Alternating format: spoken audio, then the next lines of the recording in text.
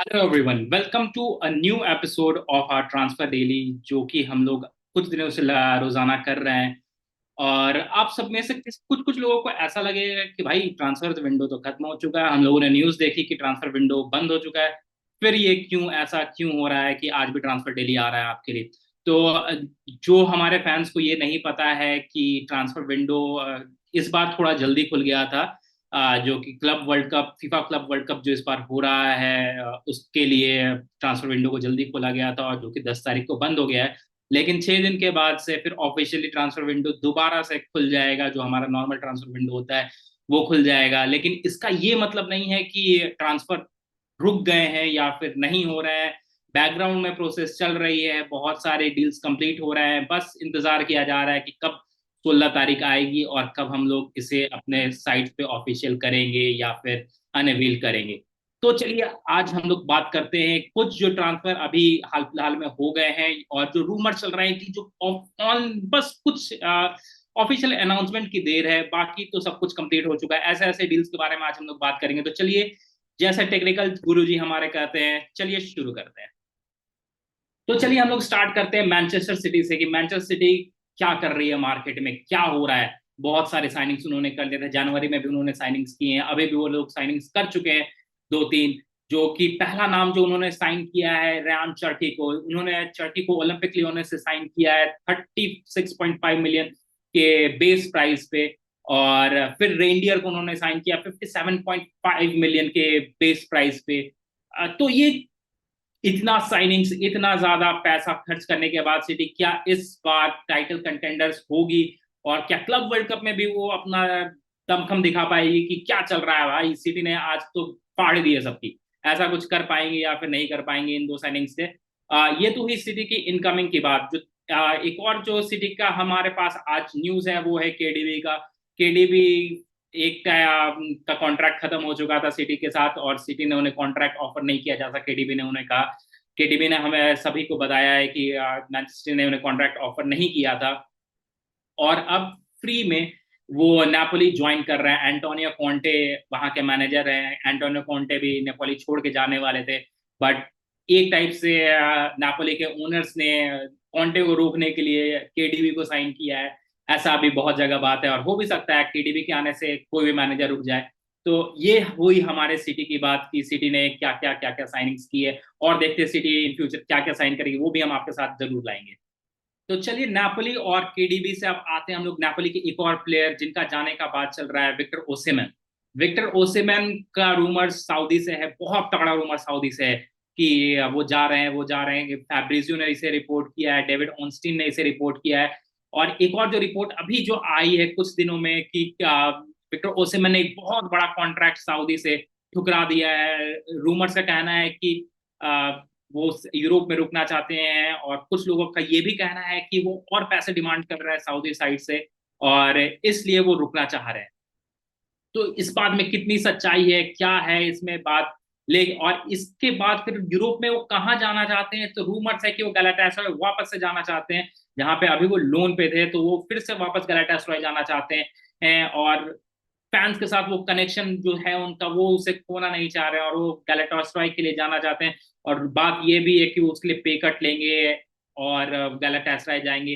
Galatasaray का अगर बात करें तो गैलाटासराय ने आज ही एक साइनिंग अपनी कंफर्म की है लेरॉय साने को। जो लेरॉय साने भी बायर्न म्यूनिख के प्लेयर थे, और वो भी कॉन्ट्रैक्ट उन्होंने नहीं साइन किया। और उसके बाद से बहुत रूमर्स आ रही थी कि लेरॉय साने कहाँ जाएंगे। फेवरेट्स थे आर्सेनल, बात आ रही थी कि Leroy Sane wants to play for Arsenal. Leroy Sane is eager to join up with Mikel Arteta, जो उनके साथ मैनचेस्टर सिटी में थे। तो ये सारी बातें आ रही हैं, लेकिन इन सब बातों में कितनी सच्चाई है, कितनी क्या क्या बातें हैं, ये तो किसी को नहीं पता था। लेकिन आज जो ऑफिशियली हुआ है, फैब्रिजियो ने ये बता दिया है कि साने जो हैं वो गैलाटासराय ज्वाइन कर रहे हैं, और डील डन है।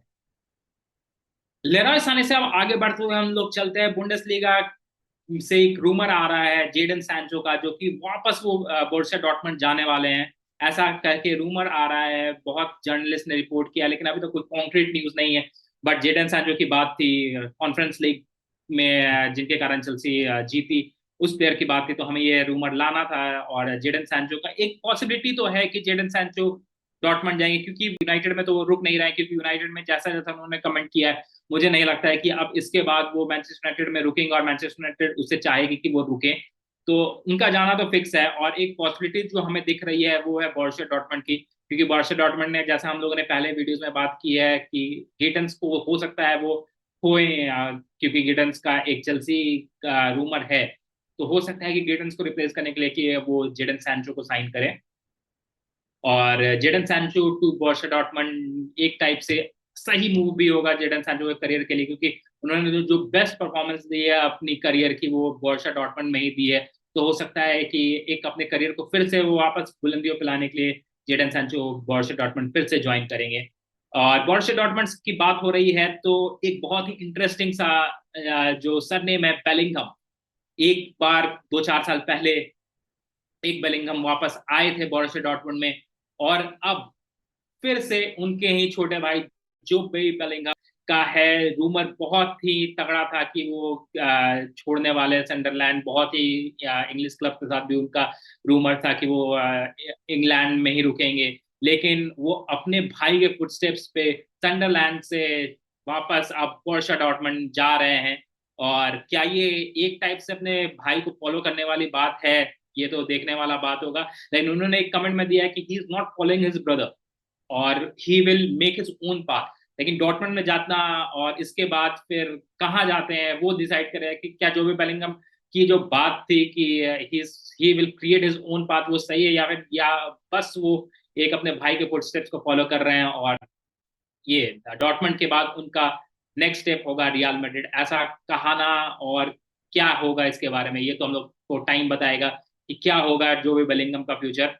बट अगर आप लोग स्काउट्स की माने और जो भी जो फैंस उन्हें फॉलो करते हैं उनकी माने, तो he is better than Jude Bellingham. ये इंटरेस्टिंग चीज आया है कि at this stage, at his age, he, अगर जूड बेलिंगम से लोग कंपेयर करें तो जो भी Bellingham is better than Jude Bellingham. ये काफी हॉट टेक है फैंस के द्वारा और रूमर्स के द्वारा। तो देखते हैं कि क्या इस बात में कितने सच्चाई है, तो अब देखने को मिले जाएगा। बोरुसिया डॉर्टमंड को हम लोग अब चैंपियंस लीग में देखेंगे तो साफ साफ हो जाएगा कि is he the next Jude Bellingham और is he better than Jude Bellingham. और बस एक नाम है जो भी बेलिंगम। बेलिंगम की बात हो रही थी तो बेलिंगम से आते हैं अब हम लोग रियल मैड्रिड की तरफ। रियल मैड्रिड भी एक ऐसी क्लब है इस समर में जिन्होंने बहुत ही ज्यादा भर भर के साइनिंग्स की है। और क्लब वर्ल्ड कप है, फीफा क्लब वर्ल्ड कप है, तो साइनिंग्स जायज है और जस्टिफाइड भी है। लेकिन जिस तरह की साइनिंग्स उन्होंने की है वो बहुत ही हाई क्लास साइनिंग्स है। स्टार्ट उन्होंने किया ट्रेंट अलेक्जेंडर आर्नल्ड से, जो कि जैसे ही सीजन खत्म हुआ था हमें पता था कि Trent Alexander Arnold real Madrid join कर रहे हैं। और ये हुआ भी, उन्होंने अपना कॉन्ट्रैक्ट उनका खत्म हुआ और फिर वो रियल मैड्रिड ज्वाइन किया एज अ फ्री ट्रांसफर। जो दूसरा जो ट्रांसफर रियल मैड्रिड ने किया है वो है हॉयसन का ट्रांसफर। ये भी प्रीमियर लीग से आते हैं, बॉर्नमथ से आते हैं, और बहुत ही अच्छा सीजन रहा था हॉयसन का बॉर्नमथ में। और ये देखा कि कि रियल मैड्रिड ने कि वो भी एक स्पेनिश इंटरनेशनल है, और इतना अच्छा परफॉर्मेंस के बाद रियल मैड्रिड ने उन्हें अप्रोच किया और उनका रिलीज क्लॉज जो था कि 50 मिलियन यूरोस का, वो उन्होंने पे किया। और रियल मैड्रिड ने हॉयसन को साइन कर लिया और अनअवेल भी कर दिया है। जो एक और अगला जो ट्रांसफर रियल मैड्रिड ने किया है वो फ्रैंको का किया है, जो कि रिवर प्लेट से आते हैं, रिवर प्लेट के अटैकिंग मिडफील्डर हैं। और उनके बारे में मैं ज्यादा जानता नहीं हूँ कि वो क्या कैसे हैं, क्योंकि साउथ अमेरिकन फुटबॉल मैं उतना फॉलो नहीं करता। लेकिन अगर रियल मैड्रिड जो कि 45 मिलियन यूरोस का जो बात है, जो रिपोर्टेड फीस है, अगर वो पे किया उन्होंने, तो शायद सी बात है कि प्लेयर में कुछ तो दम होगा। क्योंकि साउथ अमेरिकन मार्केट में रियल मैड्रिड की पकड़ बहुत अच्छा है। आपको याद होगा जो पहले के साइनिंग्स विनीशियस जूनियर, कोई कोई कमेंट ही नहीं कर सकता विनीशियस जूनियर के कैपेबिलिटीज पे। और रियल मैड्रिड का जो आइज है साउथ अमेरिकन टैलेंट पे वो बहुत ही तगड़ा है। तो हम लोग एक्सपेक्ट कर सकते हैं कि फ्रैंको भी कुछ वैसे ही साइनिंग होंगे। और फ्रैंको के साइन होते ही एक हवा तो पहले से ही चल रही थी एक प्लेयर के नाम पे, और फ्रैंको के साइन होते ही ये हवा कुछ ज्यादा ही तेज हो गई है। प्लेयर का नाम है रॉड्रिगो। रॉड्रिगो जब से विनीशियस जूनियर आया है तब से ही बात हो रही थी कि रॉड्रिगो कहाँ फिट बैठ रहा है रियल मैड्रिड में। क्योंकि आपके पास रॉड्रिगो है, आपके पास विनीशियस जूनियर है, आपके पास किलियन अम्बापे हैं, आपके पास जूड बेलिंगम है, जो कि क्लोजली एक साथ वहीं पे खेलते हैं, एक जगह किसी का वो फिक्स नहीं है। तो कहीं ना कहीं ऐसा लग रहा था कि रॉड्रिगो पीछे छूट रहे हैं इन सभी के रेस में। और हमें ऐसा देखा भी कई मैचेस में, हम लोगों ने लास्ट सीजन देखा कि रॉड्रिगो बेंच हुए हैं। चैंपियंस लीग में आपको याद होगा आर्सेनल के अगेंस्ट रॉड्रिगो को बहुत जल्दी सब कर दिया गया था। और क्यों किया गया था सब, उनके जगह किसी और को लाया गया। और अगर रियल मैड्रिड को उनके ऊपर भरोसा होता तो मुझे नहीं लगता है कि रॉड्रिगो इतनी जल्दी सब होते। तो कहीं ना कहीं ये भी बात क्लियर है कि रियल मैड्रिड भरोसा खो रही है रॉड्रिगो के ऊपर, और रॉड्रिगो नहीं चाहेंगे कि ऐसा हो। और इसीलिए ये रूमर्स हर जगह फैले हुए थे कि रॉड्रिगो वांट्स टू लीव। और जो सबसे बड़ा नाम जो आता है रॉड्रिगो के नेक्स्ट डेस्टिनेशन पे, वो है आर्सेनल। आर्सेनल पिछले 2 विंडोज से, जहां तक मुझे पता है, पिछले 2 विंडोज से रॉड्रिगो रॉड्रिगो के लिए इंक्वायरीज कर रही थी सभी को। जब से किलियन अम्बापे आए हैं तब से मुझे लग रहा है कि आर्सेनल इंक्वायरीज पे इंक्वायरीज डाले जा रही है रॉड्रिगो के बारे में। सिर्फ आर्सेनल ही नहीं, बहुत सारे क्लब है, बट आर्सेनल ही एक मेन फोर्स अभी जो सामने दिख रही है वो आर्सेनल है, कि आर्सेनल इंटरेस्टेड है रॉड्रिगो में। और वो चाहते हैं कि रॉड्रिगो को किसी ना किसी तरह कन्विंस करके आर्सेनल में वापस लेते हैं। तो अब कहाँ होगा ये, कैसे होगा, क्योंकि रॉड्रिगो का प्राइस है 80 मिलियन। तो और 80 मिलियन पे करना रॉड्रिगो के लिए, क्योंकि आर्सेनल और भी जगह एक्सपेंड कर रही है, तो क्या आर्सेनल कैपेबल होगी वो 80 मिलियन पे करने के लिए? डेविड ऑन्स्टिन ने रिपोर्ट किया है कि आर्सेनल इंटरेस्टेड है। आर्सेनल ने बहुत सारे इंक्वायरीज करी हैं रॉड्रिगो के लिए। डेविड ऑन्स्टिन ने भी यही रिपोर्ट किया है कि आर्सेनल इंटरेस्टेड है among with other clubs.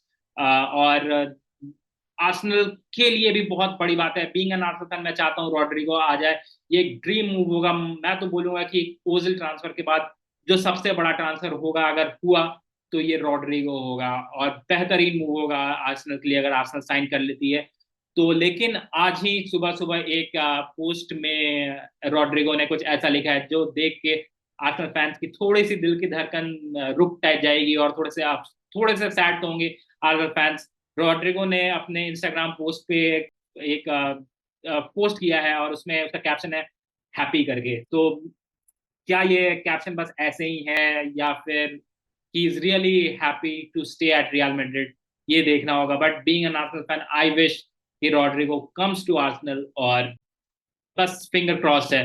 Let's see Rodrigo का क्या होता है। कुछ जब मुझे लगता है कि जैसे ही ट्रांसफर विंडो शुरू होगा, मुझे लगता है कि इस बात में थोड़ी सी और जानकारी हमें मिलेगी कि क्या हो रहा है रॉड्रिगो के साथ। जब तक क्लब वर्ल्ड कप है, मुझे नहीं लगता है कि अब कुछ और ज्यादा से ज्यादा इन्फॉर्मेशन आएगा। लेकिन जैसे ही क्लब वर्ल्ड कप खत्म होगा, पक्का से पक्का बात है, रॉड्रिगो के बारे में हमें इन्फॉर्मेशन मिलेगी। और जैसे ही वो इन्फॉर्मेशन मिलेगी, हम आपके लिए वो इन्फॉर्मेशन जरूर ला के देंगे। तो ये सब था आज का ट्रांसफर रूमर्स और डन डील्स के बारे में हमारा वीडियो। हम वापस से कल आपसे मिलेंगे, और ढेर सारी और ट्रांसफर रूमर्स और डन डील्स के बारे में आपको इन्फॉर्म करते रहेंगे। बस आपका एक काम है, एक छोटा सा काम, कि हमें लाइक करें, सब्सक्राइब करें, और हमें अपने कम्युनिटी में थोड़ा फैलाएं, और हमें थोड़ा सपोर्ट करें कि हम और इसी तरह से आगे और वीडियोस बनाते रहें। और सजेशंस भी दें कि कहाँ हम लोग लैक कर रहे हैं, और क्या आप और चाहते हैं कि हम क्या क्या अपने वीडियोस में काम करें, क्या क्या और हम लोग आपके लिए ला सकते हैं फुटबॉल से रिलेटेड। तो बस आज के लिए शुक्रिया हमारा ये वीडियो देखने के लिए, थैंक यू। और हम लोग कल मिलते हैं एक और वीडियो के साथ, तब तक के लिए बाय बाय।